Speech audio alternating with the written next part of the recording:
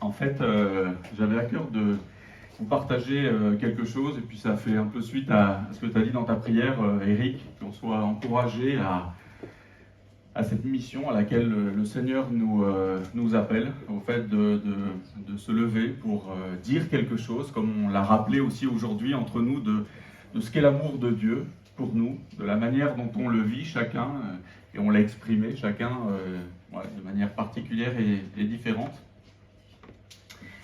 Alors on est encouragé à la mission, mais je ne sais pas si comme moi vous n'avez pas une sorte de caricature du missionnaire. Pour moi, quand j'étais plus jeune, je me rappelle un missionnaire, c'était un peu quelqu'un qui se trouvait à l'entrée de l'église, là où vous avez toutes les infos de l'église, avec sa photo, quelqu'un en tongs dans un pays étranger, au milieu de la misère, avec un grand sourire, un peu toujours joyeux pourtant. Et ça me posait un vrai problème parce que si vous êtes en France, dans une des villes les plus riches de France, que vous êtes en basket, que comme moi, quand vous traversez une épreuve, vous perdez votre sourire, eh bien en fait c'est quelque chose qui pourrait vous éloigner un petit peu de la caricature que vous vous êtes fait de cette personne. C'est cette personne-là qu'on place quelque part sur une sorte de piédestal de la foi, une sorte de super croyant, célib, Bible en main. Et je me posais la question pour moi-même, ça veut dire quoi? Proclamer les louanges de celui qui nous a appelés des ténèbres à sa merveilleuse lumière. Ça veut dire quoi pour nous aujourd'hui? Ça veut dire quoi Orange? Ça veut dire quoi Aix? Ça veut dire quoi là où Dieu nous a placés avec les dons qui sont les nôtres dans notre circonstance de vie de manière particulière? Et je pense qu'on peut répondre à cette question, ou en tout cas contribuer à y répondre avec cette fin de l'évangile de Matthieu. C'est un passage très court que j'avais à cœur de vous partager, mais qui, voilà, j'espère, aura un impact vis-à-vis de la mission que Dieu nous donne. Matthieu 28, chapitre 28, versets 16 à 20. Les 11 disciples allèrent en Galilée, sur la montagne que Jésus leur avait désignée. Quand ils le virent, ils se prosternèrent devant lui. Mais quelques-uns eurent des doutes. Jésus s'approcha et leur dit : « Tout pouvoir m'a été donné dans le ciel et sur la terre. Allez donc, faites de toutes les nations des disciples. Baptisez-les au nom du Père, du Fils et du Saint-Esprit, et enseignez-leur à mettre en pratique tout ce que je vous ai prescrit. Et moi, je suis avec vous tous les jours, jusqu'à la fin du monde. » Alors, je ne sais pas si vous avez vu, mais à la lecture de ces passages, on retrouve à 4 reprises un petit mot, le mot « tout ». Tout pouvoir, toutes les nations, tout ce que je vous ai prescrit, et tous les jours. Et je vous propose de faire un peu un plan de prédication. La première chose, c'est « tout pouvoir m'a été donné dans le ciel et sur la terre ». En fait, lorsque Jésus est ressuscité, un ange, puis le Seigneur lui-même, va donner rendez-vous à ses disciples sur la montagne de Galilée. Les 11, accompagnés probablement des autres disciples aussi, c'est pas dit dans ce passage, mais ils prennent la route et ils vont faire 150 km, à peu près. Et au bout de quelques jours, ils arrivent finalement au lieu de rendez-vous que le Seigneur leur a fixé. Et lorsqu'ils aperçoivent, il est encore un peu loin, ils ne le distinguent pas bien, mais ils se posent peut-être ce genre de questions. Est-ce que c'est bien celui avec qui nous avons marché, qui nous a enseigné, que nous avons vu accomplir des miracles? Est-ce que c'est lui? Est-ce que c'est cet homme qui nous avons vu condamner, fouetter, tout ce dont nous avons rappelé ce matin, ce que nous avons rappelé ce matin, qui a subi des moqueries, des injures? On l'a vu agoniser sur la croix. C'est lui qui a été mis en tombeau? En fait, ils avaient eu un paquet de réponses quand même. Je me dis, mais il y avait une question qui avait germé dans leur cœur un jour. Vous savez, au moment de la tempête, lorsque il y avait un de ses disciples qui avait dit : « Qui est donc cet homme ? Pour que même le vent et la mer lui obéissent. » Et il me semble vraiment que cette question avait besoin d'une réponse définitive. Jusqu'où va le pouvoir et l'autorité de Jésus, de Christ ? Et alors c'est là que le Fils de Dieu ressuscité s'avance. Il s'approche, il est là, juste devant eux. Et juste devant eux, je me dis, il y a l'évidence d'une victoire, l'évidence d'une autorité absolue. Le roi des rois, le Seigneur des seigneurs, en haut de cette montagne, se dévoile dans toute sa puissance. Il y a le royaume éternel qui est établi à cet endroit, à ce moment-là. Et les paroles du Seigneur, ils viennent appuyer ce témoignage visible. Il dit, tout pouvoir m'a été donné dans le ciel et sur la terre. Je me dis, à cet instant, sur cette montagne, l'évangile de Dieu, vous savez, il a fait grandir ce sujet de l'accomplissement de ce qui était annoncé depuis longtemps du Messie, du royaume de Dieu. Il était dit de lui, sa domination est une domination éternelle, qui ne cessera pas, et son royaume ne sera jamais détruit. En fait, cette montagne, ce n'est pas la montagne de l'élévation. Mais je me dis, si Matthieu termine à cet endroit-là, c'est qu'il veut nous dire quelque chose, c'est que la parole de Dieu veut nous dire quelque chose. C'est que la plume inspirée de l'évangéliste veut porter au plus haut comme une sorte d'apothéose ce sujet sur le royaume de Dieu. Les disciples, en fait, ils comprennent à cet instant quelque chose de la portée infinie de cette puissance devant ce témoignage-là. Et je me dis, c'est aussi le cas de l'apôtre Paul qui est touché au plus profond de son cœur par cette même révélation de puissance de Jésus-Christ. Lorsqu'il écrira cette puissance, Dieu l'a déployée en Christ. Quand il l'a ressuscité et l'a fait asseoir à sa droite dans les lieux célestes, au-dessus de toute domination, de toute autorité, de toute puissance, de toute souveraineté et de tout nom qui peut être nommé non seulement dans le monde présent, mais encore dans le monde à venir. Il l'écrira aussi dans la lettre aux Philippiens, Dieu l'a élevé à la plus haute place et lui a donné le nom qui est au-dessus de tout nom, afin qu'au nom de Jésus, chacun plie le genou dans le ciel, sur la terre, sous la terre, et que toute langue reconnaisse que Jésus-Christ est le Seigneur à la gloire de Dieu le Père. Vous vous rendez compte, devant Christ, à cet instant, il y a un pouvoir absolu. Jésus a ce pouvoir absolu. Dans ce monde spirituel, comme dans tout l'univers visible. Aucune zone d'exception, aucune restriction.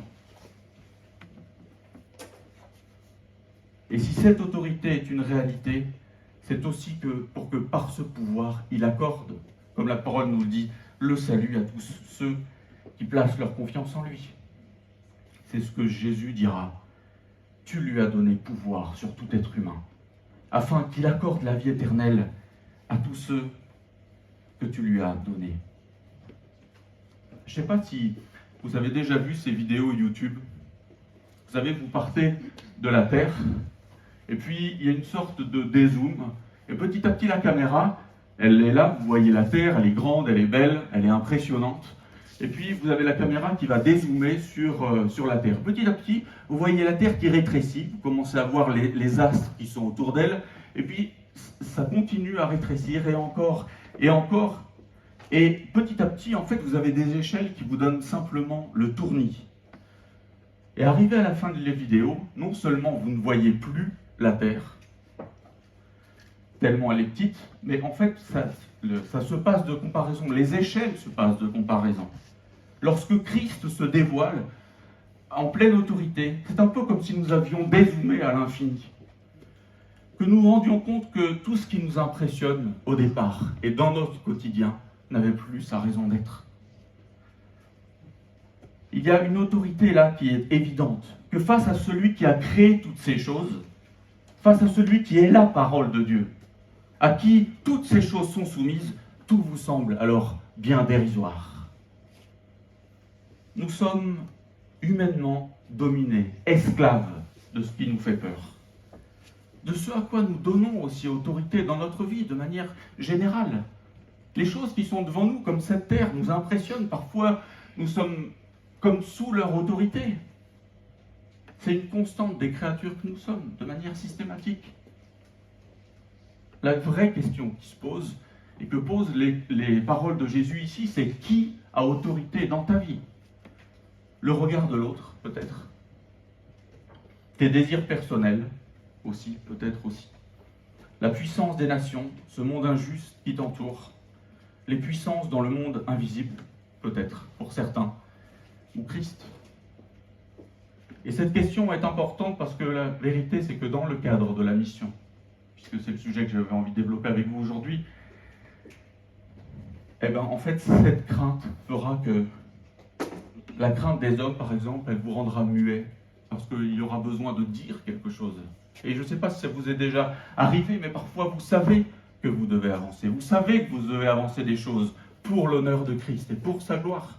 Et combien de fois j'ai fini une discussion avec quelqu'un en me disant « j'ai encore manqué une occasion ».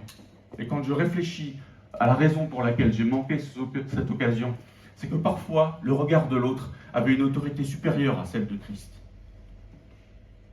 Parce que je me disais wow, « si je dis ça, alors je risque la confrontation. Si je dis ça, alors je risque quelque chose, de perdre quelque chose. » Si nous donnons aussi autorité à nos désirs, nous aurons toujours peur que quelque chose vienne leur faire obstacle, de la même manière. Nous serons incapables de dire à Dieu que ta volonté soit faite. Trop grand risque. Si nous vivons sous l'autorité de nos désirs, si nous donnons autorité aussi à la puissance des nations, et aujourd'hui on pourrait le faire, regardez toutes ces nations qui s'agitent, et leur puissance de feu, si on leur donne autorité, alors on pourrait aussi vivre dans la crainte de ce qui se passera demain, de ce qui pourrait arriver demain. Et puis, et c'est arrivé dans mon entourage il n'y a pas longtemps, quelqu'un qui donne autorité au monde spirituel. Alors nous dirons, est-ce que quelque chose peut menacer ma vie? Évidemment, je vais rester très court sur ce que la peur peut produire dans nos vies. Mais il y a une chose, c'est que lorsque Christ reprend sa place, toutes ces choses ont une envergure qui reprennent aussi leur juste place. Ça ne veut pas dire qu'on va commencer à les mépriser. Ça veut dire qu'elles vont reprendre leur place devant l'autorité de Christ. Et cette autorité divine de Christ nous pose des questions personnelles aujourd'hui. Ai-je placé ma vie sous la pleine autorité de Christ pour mon salut? Est-ce que son autorité conduit mes choix de vie? Est-ce que Christ est honoré dans son autorité, dans ce que je traverse? Le chrétien, en fait, qui appelle Jésus Seigneur, parce que ça veut dire quelque chose, chemine régulièrement avec ces questions et fait de son autorité le socle de sa mission. C'est ça qui lui permet de porter sa mission dans ce monde. Parce que les défis, les peurs, les choses qui nous agitent seront systématiquement un obstacle pour avancer. Mais si, comme ses disciples le voyaient, Christ a toute autorité, alors nous n'avons rien à craindre, ni pour notre vie, ni aujourd'hui, ni demain. La deuxième chose que les paroles de Christ disent, c'est « faites de toutes les nations des disciples ». Après avoir montré son autorité absolue, il dévoile aussi une mission absolue. Je me dis peut-être que les disciples pouvaient se poser une autre question. Quel est l'objectif? C'est quoi l'envergure de la mission? Si on revient à la scène de ce passage, cette région de Galilée, elle est bien connue des disciples. Parce que c'est là-bas qu'ils ont accompagné leur maître dans la majorité de son ministère terrestre. C'est une région, on le sait, qui est méprisée par les Juifs parce qu'il y a des étrangers, des personnes qui vivent sans Dieu dans le monde, des païens, des ennemis d'Israël qui se mélangent au peuple de Dieu. C'est un peu, je me dis, comme s'ils étaient à la porte du monde. Et c'est là que Jésus va leur donner le commandement, qui va répondre à cette question sur l'objectif et l'étendue de la mission chrétienne.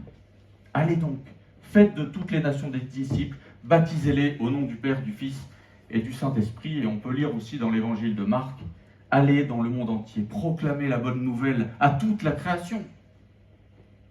Je me dis, mais pourquoi donner rendez-vous sur cette montagne à 150 km alors qu'ils auraient pu aller juste à côté? Est-ce qu'il y avait une raison pour ça? En plus, c'est une région méprisée. Ils auraient pu faire ça à Jérusalem. Il y a des montagnes à Jérusalem. Jésus voulait leur parler du bon vieux temps. Est-ce que Jésus voulait les encourager en renouvelant le souvenir de leur expérience, celle qu'ils avaient faite avec lui? En fait, cette région, si elle est bien connue des disciples, elle l'est aussi de ceux qui connaissent les Écritures, les prophéties. Parce que environ 750 ans avant la venue de Jésus, le prophète Ésaïe dira « qu'une ère messianique, lorsqu'il parle d'une ère messianique, dira « Toutefois les ténèbres ne régneront pas toujours sur la terre, où il y a maintenant des angoisses. Si les temps passés ont couvert de mépris le territoire de Zabulon et de Nephtali, les temps à venir couvriront de gloire la région voisine de la mer, la région située de l'autre côté du Jourdain, la Galilée à la population étrangère. Le peuple qui marchait dans les ténèbres a vu une grande lumière, et sur ceux qui habitaient le pays de l'ombre de la mort, une lumière a brillé. » Je me dis, mais quand Jésus-Christ, le Messie d'Israël, à la fin de son ministère terrestre, en haut de ce massif, de cette région méprisée, se dévoile dans toute sa grandeur, dans toute son autorité, dans toute sa gloire. Il est cette lumière qui a brillé dans les ténèbres. L'objectif et l'étendue de la mission est dans ce regard d'amour. On a parlé de son amour ce matin. Mais lorsque le Seigneur est là, en haut de cette montagne, lorsqu'il se révèle dans toute sa gloire, lorsqu'il regarde cette région méprisée, alors son regard d'amour, notre mission, est aussi grand que ce regard d'amour. Il est aussi large que ce regard d'amour. Il regarde cette région méprisée comme nous aussi nous devons regarder lorsque nous portons cette mission. C'est toute la terre que Dieu veut toucher par sa grâce, par sa parole. C'est lorsque le Fils de Dieu s'est manifesté en gloire que cette lumière annoncée dans l'Écriture a brillé certainement avec le plus d'éclat. Il nous est dit, et on le connaît évidemment bien ce passage, Dieu a tant aimé le monde qu'il a donné son Fils unique afin que quiconque croit en lui ne périsse pas mais ait la vie éternelle. Tous les êtres humains de tous les temps constituent le champ missionnaire du chrétien, sans exception. Là aussi, si sa gloire, si son autorité n'est jamais limitée, notre champ de mission ne l'est pas non plus. Et parfois, je vais vous dire, dans nos cœurs, on aurait tendance parfois à faire des obstacles, à dire non, peut-être lui convient pas, ou là je vais me limiter d'une certaine manière, pour des raisons en fait qui, lorsqu'on y réfléchit, ne sont pas bonnes ni les unes ni les autres. Lorsque Christ a regardé cette région méprisée, il nous a dit quelque chose de ce champ missionnaire. Et en fait, je me dis, pour les Juifs, c'était franchement choquant. C'était franchement choquant, et on ne peut pas comprendre. On ne peut pas comprendre ce à quoi ils étaient appelés si on ne comprend pas quelque chose de l'autorité de Christ. Pourquoi ? Parce que pour le peuple d'Israël, tout est concentrique, tout est au centre, tous sont appelés à revenir au centre. C'est à Jérusalem qu'est le lieu de la rencontre. La pureté est dans le sang du sacrifice accompli dans les parvis du temple et apporté dans la présence de Dieu par le grand prêtre. Il y a donc dans le peuple une force, une attraction concentrique. Et alors, à cet instant, en Christ, il y a une force centrifuge, quelque chose qui entraîne vers l'extérieur. Il y a quelque chose d'ailleurs humainement que quelqu'un développait, c'est que dans la culture, il faut beaucoup de temps pour changer. Mais à cet instant, il y a une force qui change dans le peuple. D'un coup, les personnes qui regardaient vers l'intérieur se mettent à regarder vers l'extérieur. Ils suivent ce regard de Christ, ce regard d'amour de Christ. En Christ, cette force centrifuge entraîne vers l'extérieur, vers les maudits, vers les méprisés, les impurs, les nations, les extrémités de la terre, vers tout ce que ce peuple fuyait. Il inverse le mouvement, son amour inverse le mouvement. Dieu a toujours voulu que son peuple, ceux qui lui appartiennent, qui vivent dans son autorité, soient une lumière pour ces nations. Mais il n'y a qu'en Christ que cela est devenu une réalité. Lorsque le Seigneur, par amour pour ce monde, a tourné résolument son regard vers la croix, en acceptant d'aller à l'extérieur de Jérusalem, dans un lieu maudit, il a tourné aussi vers toutes les nations qui vivent dans ces ténèbres, pour que, et on l'a rappelé ce matin, tous ceux qui croiraient soient aussi baptisés sous l'autorité de ce Dieu trinitaire, en s'associant par la foi à l'Évangile. La croix de Jésus-Christ, sa résurrection, est le lieu de l'impact. Les ondes, c'est comme des conséquences, sont les vagues qui vont aller jusqu'aux extrémités des rives de ce monde. Et le Seigneur a dit, un peu comme un écho à cette image, vous serez mes témoins à Jérusalem, dans toute la Judée, dans la Samarie et jusqu'aux extrémités de la terre. ça ne veut pas dire que nous soyons tous appelés à aller jusqu'aux extrémités de la terre. Ça veut dire que ce que nous faisons ici, maintenant et dans nos vies a un impact qui est bien plus grand que celui pour lequel nous limitons notre action. Il y a une chose assez extraordinaire qui m'émerveille, c'est que sur Aix, on est appelé à agir dans le cadre des universités, dans un milieu universitaire, et on a à travers à LSH, qui est en fait une université, des personnes qui viennent de partout, sur toute la surface de la Terre, vraiment, de toutes les nations. Des étudiants étrangers viennent, et à travers les choses qu'on leur annonce de la parole de Dieu, ils repartent dans leur pays, et des pays qu'on n'aurait jamais l'occasion de toucher. Donc ça ne veut pas dire que moi, je suis forcément appelé à aller aux extrémités de la Terre, ni vous non plus, peut-être, mais qu'à travers ce que vous faites aujourd'hui et l'impact que ce que vous faites, et dont on a juste peut-être une toute petite visibilité sur les conséquences, il y a quelque chose d'assez extraordinaire. Quelqu'un développait le fait qu'à travers 5 personnes qu'on connaît, on peut toucher la Terre entière. J'aime beaucoup cette idée, parce que ça veut dire que Dieu ne méprise jamais ce qu'on fait dans nos vies. Même si ça vous semble petit, même si ça vous semble humble, même si ça vous semble rien, ça ne l'est jamais. Parce que Christ transformera ce petit rien pour le transformer en quelque chose de grand. Par sa puissance, par son autorité. Ne méprisez pas les petites choses. Dieu veut que nous soyons attirés, au contraire, par elles, dans la mission. Et donc, dans ce champ missionnaire qui regarde large, comme on a parlé de cette dimension de l'amour, la largeur de cet amour qui embrasse tout un chacun, ceux qui agissent ainsi pensent que leur pureté vient de leur séparation d'avec ceux qu'ils méprisent. D'ailleurs, bien souvent, nous voyons qu'ils vivent sous une loi. Ils pensent, en tant que résidus fidèles, qu'ils sont appelés à se séparer physiquement du monde. Ils n'ont clairement pas la même attitude que Christ. Celle de Jésus-Christ. Leur attitude remet même en question le fait qu'ils aient compris l'Évangile. Un missionnaire, c'est une personne qui se tourne comme Christ, intentionnellement, par amour, vers les nations, pour partager l'Évangile de grâce, l'Évangile du royaume. On va avancer un peu. Le troisième point, c'est, après avoir montré son autorité, l'envergure de la mission, il a dit « Enseignez-leur à mettre en pratique tout ce que je vous ai prescrit. » On va rester sur nos questions pour ce troisième point. Nous avons abordé l'autorité du Seigneur, l'objectif, l'envergure de la mission, mais nous pourrions encore nous poser en tant que disciples la question suivante. C'est quoi le contenu de la mission? Alors, vous allez me dire, oui, on le sait, c'est la parole de Dieu, mais on pourrait, à juste titre, se poser cette question. Qu'est-ce qu'il faut transmettre à ces nations? À ceux que nous rencontrons pour être fidèles? En fait, dans ce rendez-vous donné, les disciples étaient certainement accompagnés, mais l'évangile de Matthieu, comme à de nombreuses reprises, zoome sur l'essentiel du message qu'il développe. Et ce message concerne les 12, ceux que Jésus a accompagnés, enfin les 11. Christ les a choisis, chacun d'entre eux.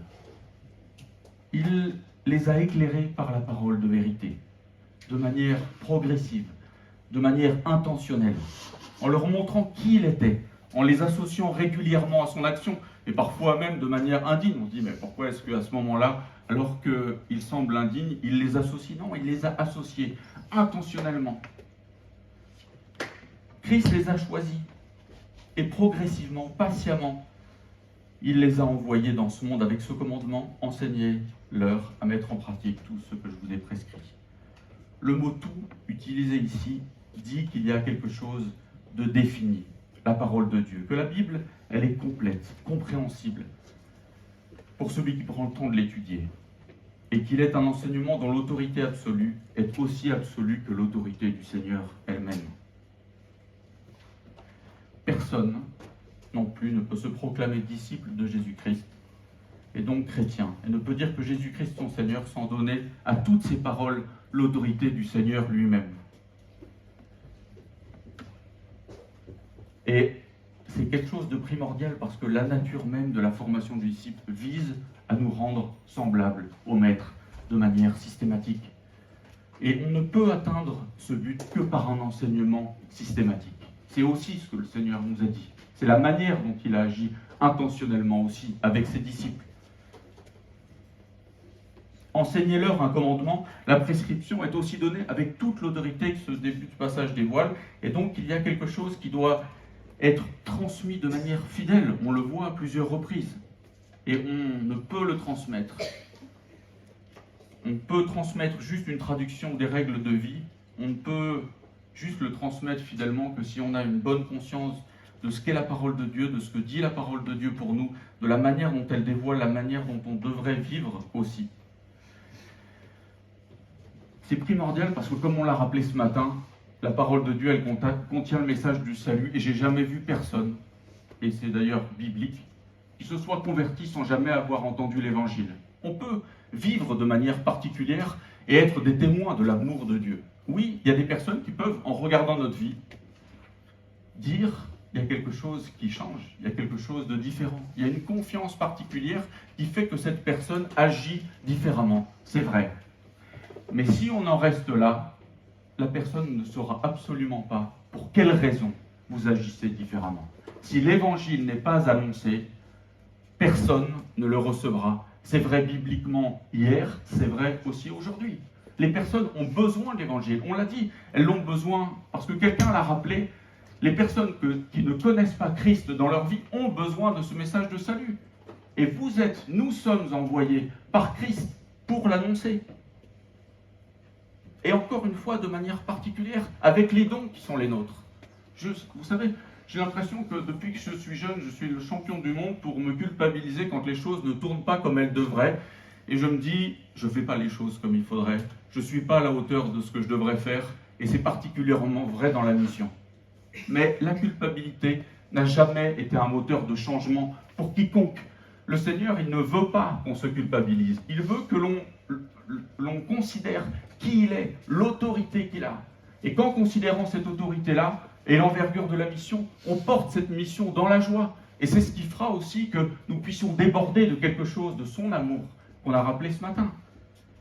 Il y aura quelque chose qui va déborder, j'allais dire malgré nous, évidemment, c'est pas ça, mais déborder de nos cœurs reconnaissants, remplis de la connaissance, de l'amour de Christ. Parce que c'est pas nous qui allons faire déborder les choses, mais c'est Christ en nous. C'est cette manière jaillissante que la parole de Dieu remplissant nos cœurs fait que nous ayons envie de transmettre quelque chose de ce message extraordinaire, de l'amour de Christ. Et Dieu sait combien ce monde en a besoin. Et c'est un commandement qui implique une radicalité. La radicalité de tout prendre ou de ne rien prendre de l'Évangile. Il nous faut accepter dans la soumission pour notre salut, mais aussi en conscience de la manière dont ce salut va impacter les vies de ceux qui nous entourent et que nous connaissons. Et c'est aussi ce que faisaient les premiers chrétiens. Ils chérissaient la parole de Dieu pour ne pas lui faire dire ce qu'elle ne dit pas.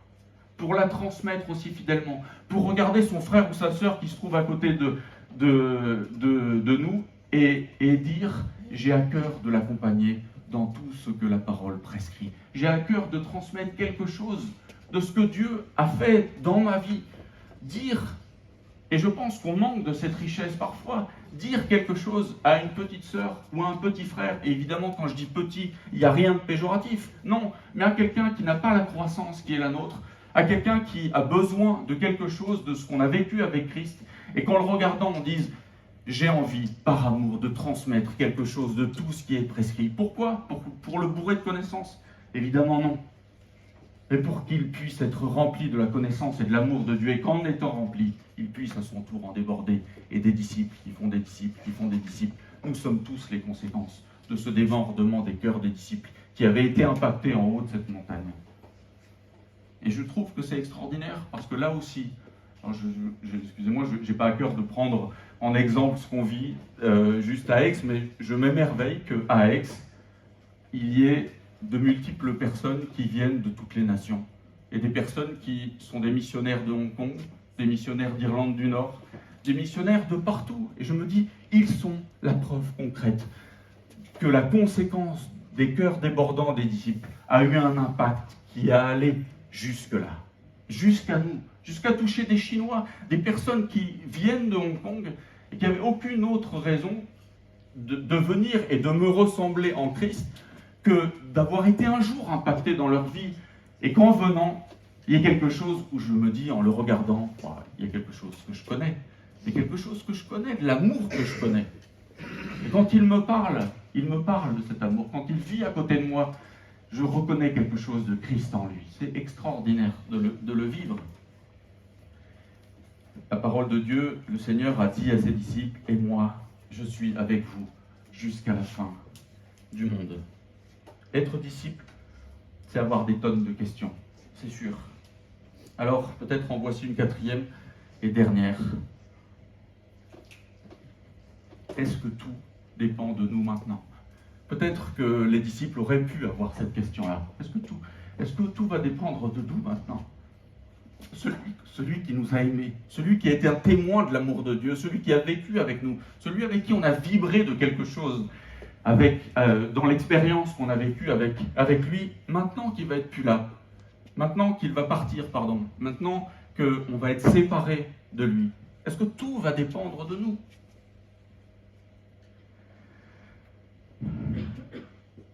Comment allons-nous faire pour nous rappeler tout ce qu'on a à transmettre? Pour être fidèles à ce qu'on a reçu? Comment serions-nous encouragés à revenir à l'essentiel? Si on revient au début de l'évangile de Matthieu, cet évangile commence en nous disant, on l'appellera Emmanuel, ce qui signifie Dieu avec nous, et il termine de cette manière-là, moi, je suis avec vous tous les jours, jusqu'à la fin du monde. Un écho extraordinaire entre le début, qui nous dit que Dieu va venir avec nous, et dans la manière dont le Seigneur termine cet évangile en nous disant, moi, je serai avec vous jusqu'à la fin du monde. Le Seigneur ne nous a pas dit, je vais partir, mais de là-haut, t'inquiète, ça va le faire, je pense à vous. Ça, c'est pas ce que le Seigneur dit. Porter cette parole dans ce monde, vivre comme Christ a vécu, comporte un risque évident. Et les disciples le savent. Christ leur a dit que le disciple n'est jamais supérieur à son maître. Que si lui, le Fils de Dieu, a subi la croix à cause de son message, il a été traité avec mépris, maltraité, lui qui venait par amour pour ce monde, en fait, ses disciples ne peuvent pas espérer vivre autre chose que leur maître. Mais c'est justement là qu'intervient cette promesse, cette assurance pour la mission. L'assurance de la présence continuelle du Seigneur avec eux tous les jours de leur vie. Et cela autant que leur vie comporte de jours. L'assurance de la présence continuelle du Seigneur. Cette promesse est pleinement effective à la Pentecôte lorsque le Saint-Esprit leur sera donné aux croyants et viendra habiter en chacun d'eux. Alors, ils seront encouragés, animés dans leur mission par la puissance de l'Esprit. Ils auront ces rappels de l'enseignement de Christ, de l'amour du Seigneur. Ils auront toujours un moyen de grandir à l'image de Christ, où qu'ils soient et quoi qu'ils vivent. Une puissance pour animer leurs dons particuliers, pour faire d'eux des missionnaires du quotidien, pour leur rappeler parfois, parce qu'ils en ont besoin, que le Seigneur ne les abandonne jamais. Que s'ils vivent chargés de cette mission d'amour, ils ne sont pas à l'abri des douleurs, du rejet, du deuil, de la maladie, de toutes ces difficultés que ce monde déchu nous offre aussi. Et leur assurance, elle est dans ces paroles. Ce jamais, pour ceux qui sont en Christ, a une portée éternelle. Jamais je ne vous laisse. Jamais vous ne serez seuls. Ça n'arrivera pas. Quoi que vous ayez à traverser, quoi que soient les difficultés que vous ayez à traverser, je suis avec vous tous les jours jusqu'à la fin du monde. Alors je me dis, avec toute cette réalité qu'on vient de voir, comment est-ce qu'on pourrait pas dire comme David, je ne crains aucun mal, car tu es avec moi. En fait, en Christ et par l'Esprit, on est tous des missionnaires dans ce monde, des missionnaires du quotidien. Quelque chose comme je le disais, qui est infime, mais quelque chose qui nous concerne, quelque chose avec les dons que Dieu nous a donnés et qui sont animés par son esprit. Le fait que nous soyons tous des missionnaires ne veut pas dire que nous soyons tous appelés à être en tongs dans un pays étranger, au milieu de la misère, bien que nous soyons émerveillés parfois par des personnes qui aient une foi si vivante. Mais ça veut dire que là où tu en es, dans ta vie, et de manière particulière, tu es appelé à cette mission par Christ. Et lorsque tu mettras en œuvre cette mission, avec les dons que Dieu t'a donnés, alors il sera avec toi, il t'enseignera, il t'aidera à le mettre en pratique pour porter ce témoignage en te tournant non pas vers l'intérieur, vers ici, mais vers l'extérieur, en allant vers toutes ces nations. En fait, je me dis parfois, vous savez, le chrétien, il perd un peu de vue la mesure de sa mission et l'immense privilège qui est le sien. Et parfois, quand on est embourbé dans tous nos défis, c'est aussi le risque que l'on a, c'est de perdre le regard, ce regard qui se dirige vers Christ. Et ces disciples-là, en haut de cette montagne, ils avaient Christ en face d'eux et toute cette réalité qui leur était rappelée. Comment est-ce qu'ils pouvaient être découragés? Ils avaient toutes ces promesses-là et ils savaient qu'elles s'accompliraient. Oui, le Seigneur nous redit, encore à l'aube de tout ce qui est devant nous, une nouvelle page de mission. Il nous dit, n'aie pas peur, mais parle et ne te tais pas, car je suis moi-même avec toi. Et personne ne s'attaquera à toi pour te faire du mal. C'est une présence permanente. Et on a parlé de cet amour de Christ et parfois je m'émerveille de le ressentir dans tout ce que je traverse, dans tout ce que je vis. Et il y a un verset que j'aime énormément parce qu'il me parle de ça, il nous parle de ça. Vous savez, c'est le moment où il va s'adresser à son Père à propos de nous, de toi, de moi. Et il va dire, Père, je veux que là où je suis, ce que tu m'as donné soit aussi avec moi, afin qu'il voie ma gloire. Et je me dis, et je terminerai là-dessus, la gloire qui était devant les disciples, en haut de cette montagne, la gloire qu'ils voyaient de leurs yeux. Un jour, nous la verrons. Un jour, nous la verrons. C'est l'espérance que nous avons pour porter cette mission. Ça arrivera.